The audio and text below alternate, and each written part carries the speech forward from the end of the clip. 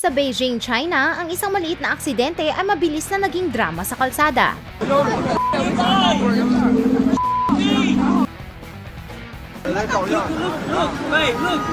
Nabangga ng isang foreigner na nakasakay sa isang electric bike ang isang Chinese na babae. Ang aksidente ay nangyari noong isang linggo. Ang babae ay natumba sa kalsada nang siya ay nabangga ng bisikleta. Hinawakan niya ang jacket ng foreigner at ayaw itong bitawan.